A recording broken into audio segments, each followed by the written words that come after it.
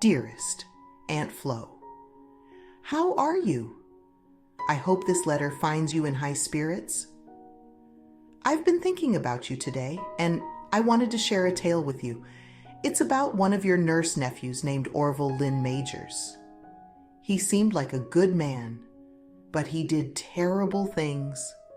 It's a story about trust and betrayal. It makes you think about the darkness people can hide. Orville Lynn Majors grew up in Indiana. He had a normal childhood. He was born in Linton, Indiana, April 24, 1961. People who knew him said he was quiet. He was polite. As a teenager, he took on the responsibility of being the caregiver to his grandmother. He seemed to care about others, which may have prompted him to go into nursing. No one suspected he would become a monster. He became a licensed, practical nurse with remarkable appraisals. He wanted to help people, or so everyone thought. He got a job at the Vermilion County Hospital in Clinton, Indiana. He worked the night shift in the intensive care unit. Families trusted him with their loved ones, until it was noted that after his return to the facility from a short hiatus, the facility, which housed 56 beds, were observing that out of every 3 patients admitted to the facility, one would die on his watch. At first, it seemed like bad luck, but the deaths became more frequent. People started to whisper. Majors seemed like a dedicated nurse. He was always willing to help. He never complained about his job. But something was wrong. The circumstances surrounding the deaths aroused suspicion, despite most victims being elderly. Some experienced erratic heartbeats following respiratory arrest, which is an unusual sequence. Others succumbed to conditions they hadn't had upon admission or suddenly deteriorated despite previously being in good health. Additionally, patients began experiencing cardiac arrest at an alarming rate. The staff started to talk amongst themselves. They were worried. Eventually, Majors' co-workers started noticing a pattern between the increase in deaths and his shifts. In 1995, nursing supervisor Dawn Sturek grew concerned enough to check the time cards for the shifts during the deaths. She found that Majors was on duty for 130 out of 147 deaths between 1993 and 1995. Could one of their own be harming patients? They noticed Majors carrying around vials of potassium chloride. They didn't want to believe it. This drug could be deadly if injected improperly. Alarmed, she notified hospital officials, who then contacted the Indiana State Police. Majors was suspended pending investigation.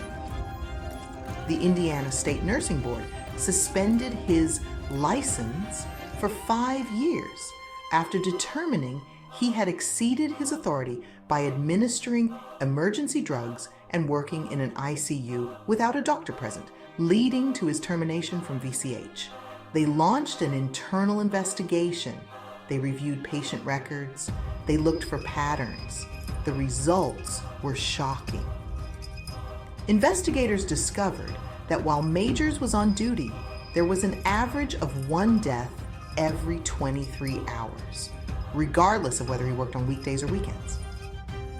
When he was off duty, the death rate plummeted to 1 every 551 hours, or roughly every 23 days. They also found that patients at VCH were 42 times more likely to die when Majors was on duty. Majors vehemently denied any wrongdoing. While managing a pet store in his hometown of Linton, he hired a lawyer and appeared on talk shows to assert his innocence. Initially, Prosecutors and state police struggled to prove how Majors was committing the alleged murders, despite suspecting him from the start.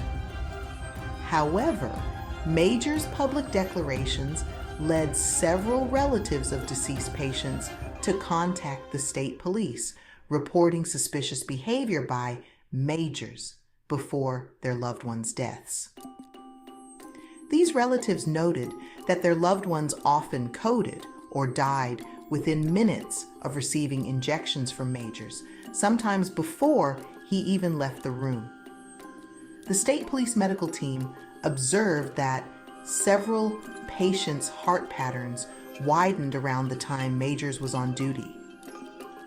They consulted electrophysiologist Eric N. Prostowski, who suggested 3 possible explanations for these patterns: a potassium overdose, a sudden heart attack, or a large clot in the lung.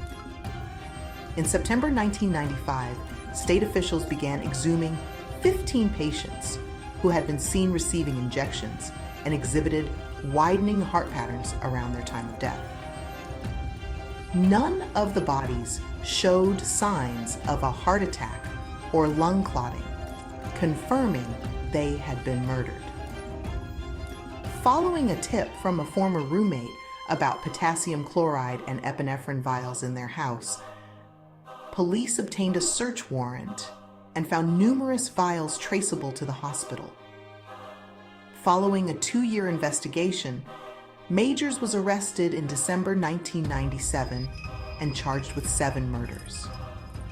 Investigators suspected that he had killed between 100 and 130 people, but prosecutors chose to focus on 7 cases to avoid overwhelming the jury.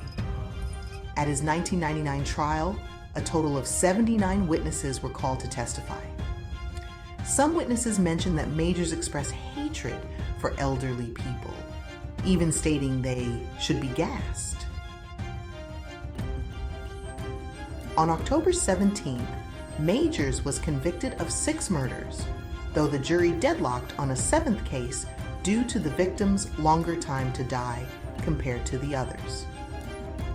He was sentenced to 6 consecutive 60-year terms, the maximum penalty under Indiana law at the time, effectively ensuring he would spend the rest of his life in prison. Presiding Judge Ernest Yelton described Majors' actions as diabolical acts and a parallel of evil at its most wicked, concluding that the maximum sentence is the minimum sentence in this case. The VCH, renamed West Central Community Hospital after Majors' removal, faced wrongful death suits from the families of 80 patients who had died under Majors' care. Most suits were settled, with compensation provided by a state patients fund. The hospital was fined $80,000 for negligence and code violations, and temporarily shut down after losing its accreditation. By 2009, it was taken over by Union Hospital from Terre Haute and renamed Union Hospital Clinton. Majors appealed to the Indiana Supreme Court, which upheld the verdict in 2002. He served his sentence at Indiana State Prison in Michigan City, where he died of heart failure on September 24, 2017, during an argument with Correctional Staff Officer R. Houston.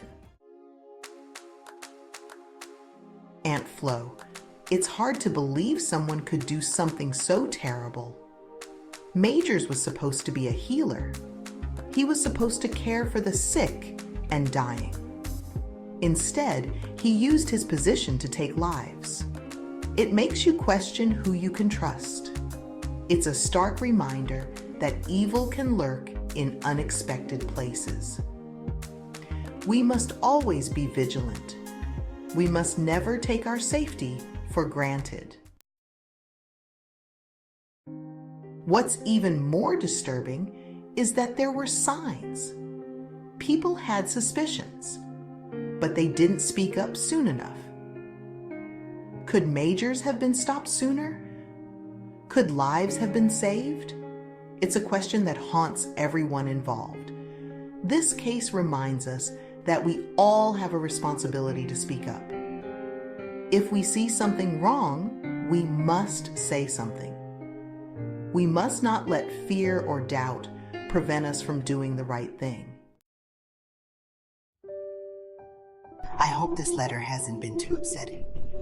It's a reminder that even in the darkest of times, we must hold on to hope. We must never stop fighting for justice. We must never forget the victim.